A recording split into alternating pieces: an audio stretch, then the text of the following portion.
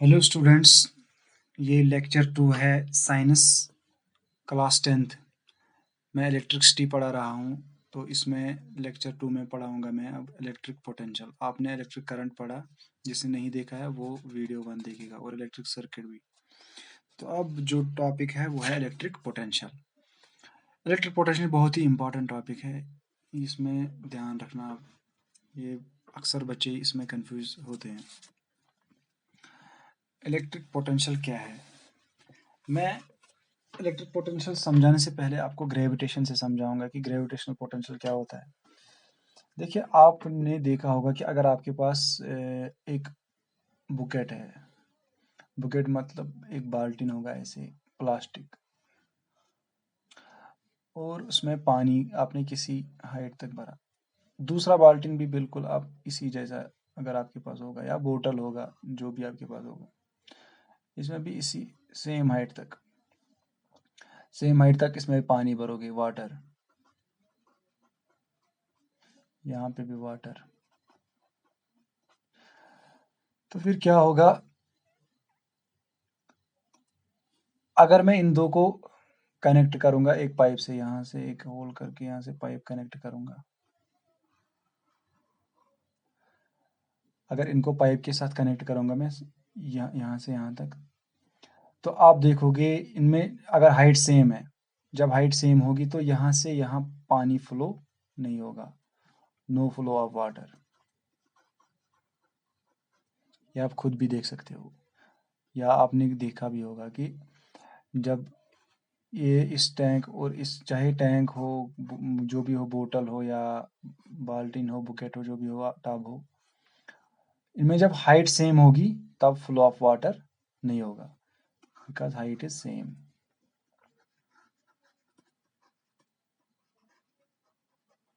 एक ही टेबल पे है या जमीन पे, सेम हाइट पे है, और इसमें वाटर लेवल भी सेम है। Height is same, water level is same,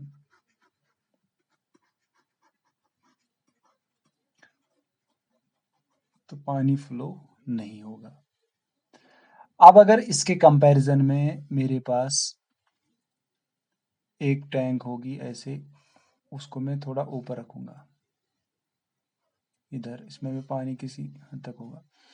दूसरा कंटेनर जो है वो नीचे होगा, चाहे हाइट सेम हो ना हो, लेकिन ये नीचे से ऊपर है। तो फिर मैं यहाँ से पाइप कनेक्ट करूंगा इसके साथ,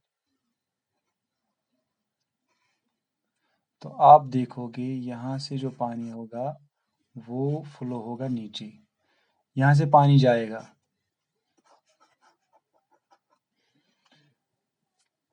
पानी क्यों जाएगा? क्योंकि जो ये है बुकेट ए, सपोज ये बी है,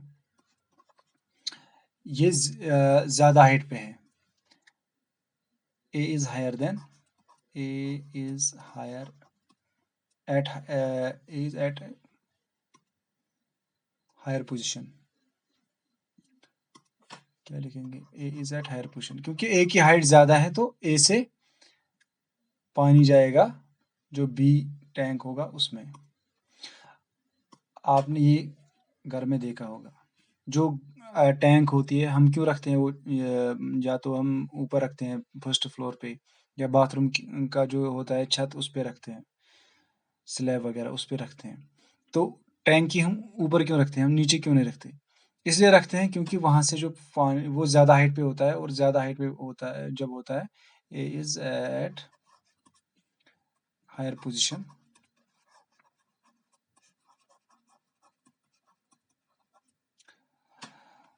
देन बी।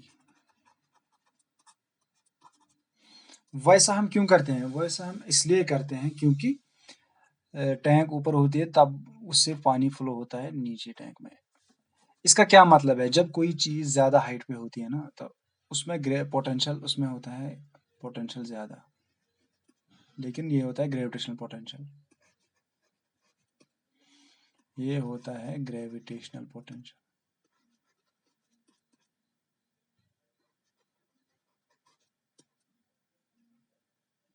आपने 9th क्लास में ग्रेविटी पढ़ी होगी। तो ये होता है ग्रेविटेशनल पोटेंशियल। पानी को फ्लो करने के लिए एक ज्यादा हाइट पे चाहिए, दूसरा कम हाइट पे चाहिए, तभी फ्लो होगा। अगर सेम हाइट पे होंगे तब फ्लो नहीं होता है, जैसे आपने देखा पहले। एक ज़्यादा हाइट पे होगा, दूसरा कम हाइट पे होगा, तभी फ्लो होगा।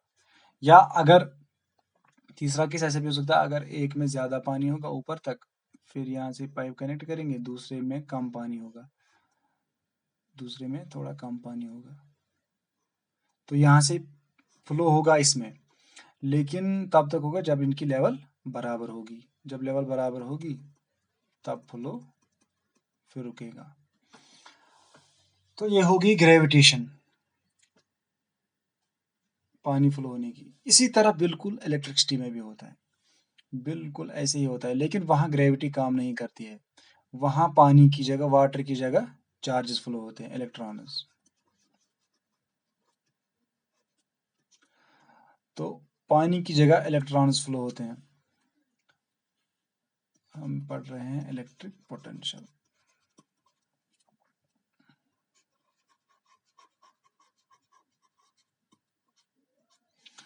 तो इलेक्ट्रॉन्स फ्लो होंगे। अब इलेक्ट्रॉन्स फ्लो होने के लिए हमें हम तो बुकेट वुकेट नहीं लेते हैं, हम यहाँ पे हमें इलेक्ट्रिक वायर चाहिए। सपोज हमारे पास कॉपर वायर है, ये सपोज कॉपर वायर है।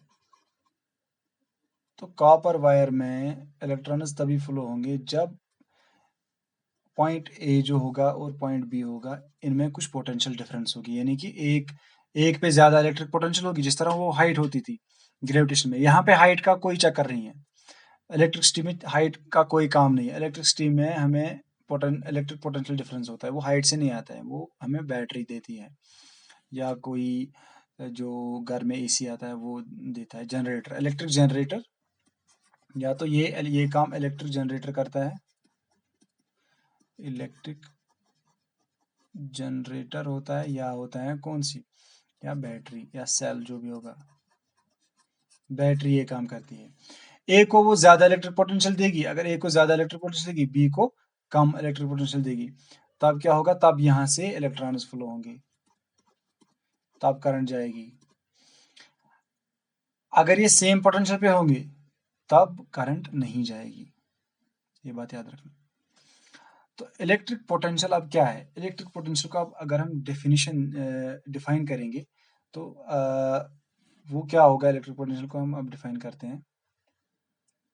जैसे मैंने कहा कि ग्रेविटेशन में जैसे ग्रेविटेशनल पोटेंशियल काम करता है, बिल्कुल इलेक्ट्रिक पोटेंशियल में, इलेक्ट्रिसिटी में इलेक्ट्रिक पोटेंशियल काम करता है वैसे ही।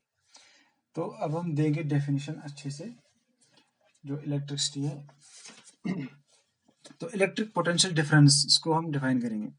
Electric potential difference between two points. तो यहाँ मैं लिखूंगा कि इलेक्ट्रिक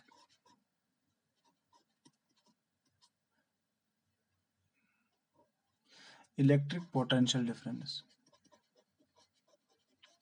ये आप लिखना definition. Electric potential difference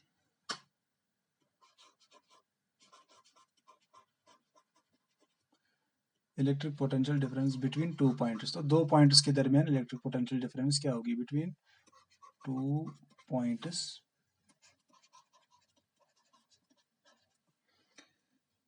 in an electric circuit. Electric circuit आपने पढ़ा है, इन एन इलेक्ट्रिक सर्किट। तो एक इलेक्ट्रिक सर्किट में इलेक्ट्रिक पोटेंशियल डिफरेंस दो पॉइंट्स के दरमियान क्या होता है, पहले लिखेंगे in electric circuit carrying some current, carrying some current.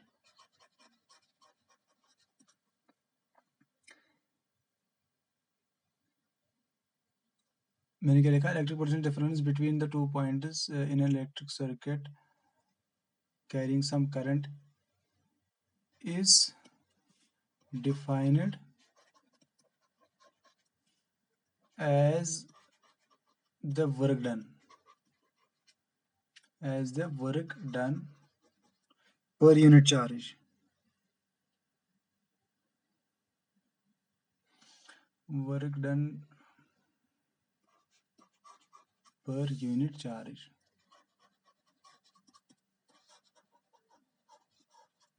work done per unit charge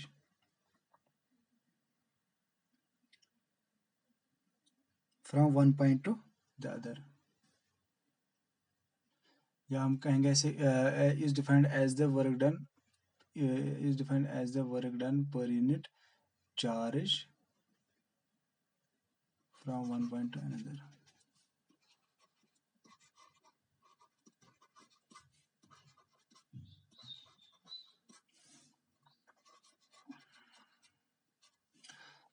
तो अब ये क्या है, जैसे मैंने कहा कि ग्रेविटेशन में अगर एक पॉइंट ज़्यादा हाइट पे होता है तो दूसरा पॉइंट लोअर हाइट पे होता है, तब वाटर फॉल होता है। बिल्कुल इसी तरह जब एक पॉइंट यहाँ पे सपोज ये वायर है, इस वायर में क्या होगा, अगर एक पॉइंट और बी पॉइंट जो है कॉपर वायर या कोई भी वायर,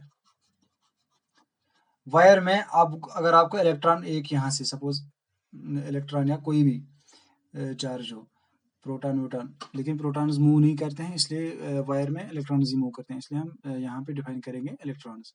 जो पॉजिटिव चार्ज आयन्स होते हैं वो लिक्विड फॉर्म में मूव कर सकते हैं, तो वो बाद में देखेंगे आप हायर क्लासेस में कि वो कैसे मूव करते हैं, वो सॉल्यूशन फॉर्म में मूव करते हैं। लेकिन जो कॉपर वायर होती है, सॉलिड वायर, इनमें इलेक्ट्रॉन्स मूव करते हैं। तो इलेक्ट्रॉन पर कितना वर्क हम पर यूनिट चार्ज करेंगे, यहाँ ए से इसको कितनी हमें कितना काम कितनी वर्क करनी पड़ेगी ए से बी तक ले जाने में, उसको हम कहते हैं इलेक्ट्रिक पोटेंशियल डिफरेंस। कितना काम करना पड़ा कहाँ से इलेक्ट्रॉन को ए से बी तक लेने में, तो वी उसको हम रखेंगे वी ए बी, यानी कि potential difference between A and B, उसको हम वी से रिप्रेजेंट करते हैं। तो ए से बी तभी जाएगा, जो इलेक्ट्रॉन होगा या कोई भी चार्ज होगा ए से बी तक तभी जाएगा जब पोटेंशियल डिफरेंस होगी ए और बी में, कुछ इलेक्ट्रिक पोटेंशियल डिफरेंस होगी, जैसे ग्रेविटेशन में थी। तो वो इलेक्ट्रिक पोटेंशियल डिफरेंस इसको देती है कौन, वो देगी बैटरी।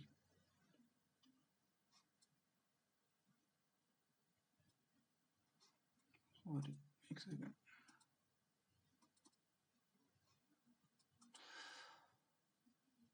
अगर ये पॉजिटिव होगा ये नेगेटिव होगा तो इलेक्ट्रॉन यहाँ से यहाँ फ्लो होगा।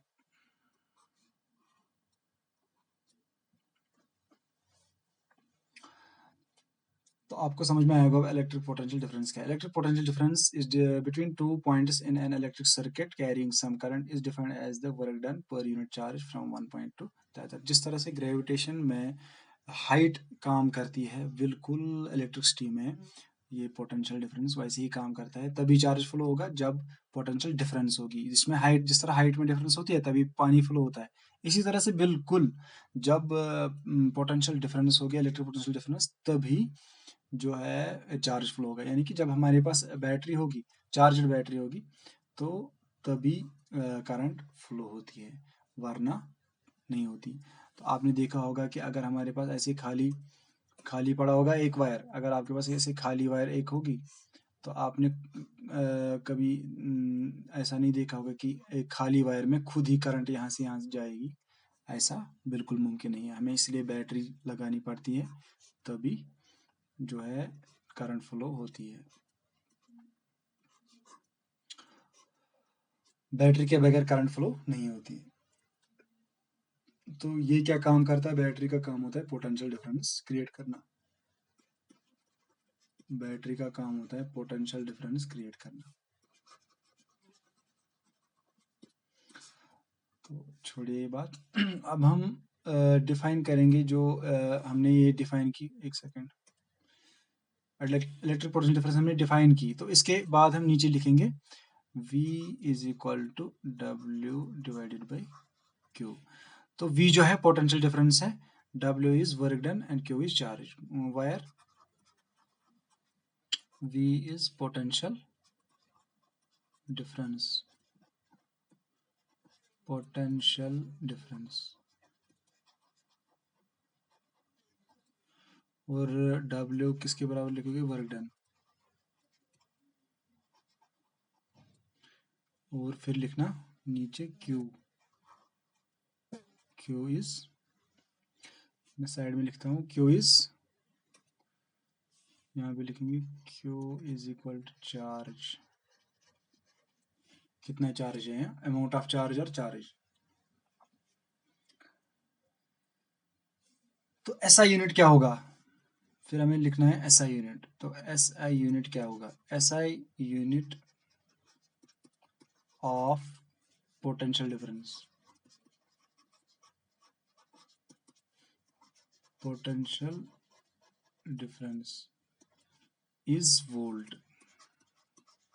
वोल्ट एक साइंटिस्ट था जिसके नाम पे हमने इसको, इसका नाम वो जो है ऐसा यूनिट रखा वोल्ट। तो वोल्ट किसके बराबर होता होता है? जब V is equal to W by Q. अगर हम इसी फार्मूला में यूज करेंगे कमा, इसको हम ऐसे करेंगे, डब्ल्यू जब होगा 1 जूल, जब वर्क 1 जूल होगा और क्यू होगा 1 कूलम, 1 कूलम यूनिट है, तभी जो V होगा वो 1 वोल्ट होगा। when या if W is equal to 1 joule and Q is equal to 1 coulomb, तभी then V किसके बराबर है? 1 वोल्ट, क्योंकि 1/1, यहाँ पे देखिए V जब यहाँ पे 1 होगा, ये भी 1 होगा, तो 1/1 इज इक्वल टू 1 वोल्ट। तो 1 जूल वर्क अगर करेगा एक बैटरी, अगर 1 जूल वर्क करेगी यहाँ से यहाँ तक लेने में, कितना चार्ज लेगा? 1 कूलम चार्ज लेगा। तो हम कहेंगे इसमें 1 वोल्ट पोटेंशियल डिफरेंस है। 1 जूल वर्क अगर करना पड़ेगा बैटरी को 1 कूलम चार्ज को एक जगह से दूसरी जगह लेने में। ये 1 कूलम चार्ज कितना होता है ये भी मैं आपको दिखाऊंगा बाद में। इससे पहले मैं एक बात समझाऊंगा। ये एसआई यूनिट आप लिखना वोल्ट होता है। तो एसआई यूनिट क्या होता है बेसिकली? एसआई यूनिट, एसआई का मतलब होता है सिस्टम इंटरनेशनल, सिस्टम इंटरनेशनल, ये कुछ फ्रेंच लैंग्वेज है, इंटरनेशनल कुछ ऐसा स्पेलिंग है। इसका मतलब है बेसिकली, एसआई का मतलब है इंटरनेशनल सिस्टम ऑफ यूनिट्स। अगर हम इंग्लिश में देखेंगे तो इसका नाम है international system of units.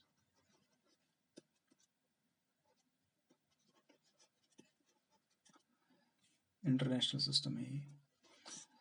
International system मतलब देखो, हम अगर लेंथ मेजर करते हैं, अगर हमें कुछ कपड़ा वपड़ा मेजर करना होता है तो हम फुट में भी मेजर करते हैं। देखो मेरे पास 10 फुट कपड़ा है, या मीटर में भी मेजर करते हैं। कुछ लोग कुछ और यूज करते होंगे। बेसिकली मुख्तलिफ कंट्री जो थी, अलग अलग कंट्री अलग अलग यूनिट्स यूज करती थी। तो फिर क्या कन्फ्यूजन होता है, किसी को जो मीटर वाली कंट्री होती थी, जिसको मीटर पता होता था, उसको फुट पता नहीं होता था ये क्या होता है, तो उन कन्फ्यूजन क्रिएट होता था। इसलिए फिर international system of units create किया गया। तो इसमें क्या किया गया, इन्होंने कहा कि हर देश जो है वो एक ही सिस्टम फॉलो करेगा, मेजरमेंट सिस्टम। तो एसआई जो है वो इंटरनेशनल सिस्टम है। उसमें जो इंटरनेशनल सिस्टम है, मीटर है लेंथ का यूनिट। तो एसआई यूनिट जो है लेंथ का यूनिट है मीटर। तो न्यूटन फोर्स का यूनिट है। इसी तरह से वोल्ट जो है पोटेंशियल डिफरेंस का है। इसी तरह से आपने देखा होगा मास का जो ये है यूनिट, सॉरी फोर्स का यूनिट जो है वो है न्यूटन। मास का यूनिट है 1 kg। तो इसी तरह आप देखोगे एसआई यूनिट्स आपने पढ़े होंगे इससे पहले भी। तो एसआई का मतलब होता है सिस्टम इंटरनेशनल, तो इंटरनेशनल सिस्टम ऑफ यूनिट्स। और अब मैं क्या कहने वाला था, एक सेकेंड। हाँ, 1 कूलम किसके बराबर होता है? तो देखिए 1 कूलम चार्ज कितना होता है? इलेक्ट्रॉन, एक इलेक्ट्रॉन का चार्ज पहले देखिए, एक इलेक्ट्रॉन का चार्ज होता है 1.6 इंटू 10⁻⁹ कूलम, यानी कि 10⁻⁹ बहुत ही छोटा चार्ज होता है compare to 1 coulomb charge. Electron का बहुत ही कम चार्ज होता है। तो एक इलेक्ट्रॉन का चार्ज होता है 1.6 इंटू 10⁻⁹, वो किसके बराबर होगा? होगा ऐसे 0.0000, बहुत सारे जीरोज आएंगे, तो फिर आएगा 16, तकरीबन 17 जीरोज आएंगे। 1 2 3 4 5 6 7 8 9 10 11 12 13 16 17, फिर आएगा 16। तो देखो एक कूलम कितना बड़ा है, एक इलेक्ट्रॉन पे चार्ज जो है वो 0.00000616 कूलम। तो आपको अंदाजा गया लगा होगा कि जो 1 कूलम चार्ज है वो कितना है। एक इलेक्ट्रॉन पे बहुत ही कम हिस्सा होता है कूलम का। तो एक इलेक्ट्रॉन का चार्ज कंपेयर टू 1 कूलम बहुत ही कम है। अगर आप देखोगे कि कितने इलेक्ट्रॉन्स एक कूलम चार्ज बनाएंगे, वो भी आप देख सकते हो। देखिए, अगर मैं जो यहाँ पे इक्वेशन है, एक सेकंड दूसरा कलर यूज करूंगा। जो ये इक्वेशन है, अगर मैं इसको देखो, 1 इलेक्ट्रॉन का चार्ज जो है वो किसके बराबर है, 1.6 इंटू 10⁻⁻19 कूलम। तो मैं 1 कूलम यही रखता हूँ, इसे डिवाइड करता हूँ। तो 1 इलेक्ट्रॉन, इसको डिवाइड करो 1.6 इंटू 10⁻⁻19, तो एक कूलम यहाँ पे रहेगा, 1 रहेगा यहाँ पे। तो ये किसके बराबर रहेगा, इज इक्वल टू, जब मैं इसको यहाँ पे लिखूंगा वो होगा 1 इलेक्ट्रॉन डिवाइड बाई 1.6 इंटू 10⁻⁻19। जो ये वाला था, ये इसको मैंने यहाँ पे लिखा। तो एक कूलम जो है वो किसके बराबर आएगा, देखिए 1 को डिवाइड करना है 1.6, तो जो 10⁻⁻9, जब डिनोमिनेटर में आता है 10⁻⁻19 या 10⁻- समथिंग, वो ऊपर आएगा प्लस। तो ये आएगा बराबर 1 इलेक्ट्रॉन इंटू 10⁻⁹। तो लेकिन नीचे है अब 1.6, तो 1 को डिवाइड करो 1.6 से, उसका वैल्यू कितना आएगा वो मैं देख लेता हूँ।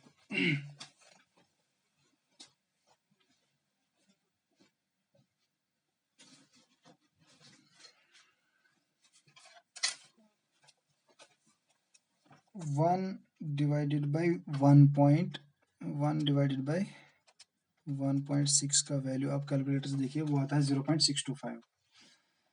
तो ये आता है किसके बराबर, ये आएगा 0.625 इंटू 10⁻19 इलेक्ट्रॉन्स के बराबर। तो फिर अगर मैं इसको ऊपर लिखूंगा ऐसे यहाँ पे, तो बेसिकली आएगा ये 625 इंटू 10⁻, जब पॉइंट्स डेसिमल्स जब 3 आएंगे आगे, तो ये यहाँ पे 3 कम होंगे, फिर कितना आएगा, ये आएगा 16 इलेक्ट्रॉन्स। तो देखो कितने इलेक्ट्रॉन्स, 1 कूलम कितने इलेक्ट्रॉन्स के बराबर है, गिनती ही छूट जाएगी। तो 625 के बाद कितने जीरोज है, 16 जीरोज, यहाँ पे साइड में लिखता हूँ। तो एक कूलम चार्ज जो है वो आएगा 625 के बाद 16 जीरोज, 1 2 3 4 5 6 7 8 9 10 11 12 13 14 15 16। देखिए इतने इलेक्ट्रॉन्स मिला के एक कूलम चार्ज बनाते हैं। इसको काउंट कीजिए, यहाँ पे 1 10 100 1000 10,000 लाख 10 लाख करोड़ 10 करोड़, फिर क्या है अरब 10 अरब खरब, आपकी गिनती छूट जाएगी यहाँ तक, इतने इलेक्ट्रॉन्स हैं।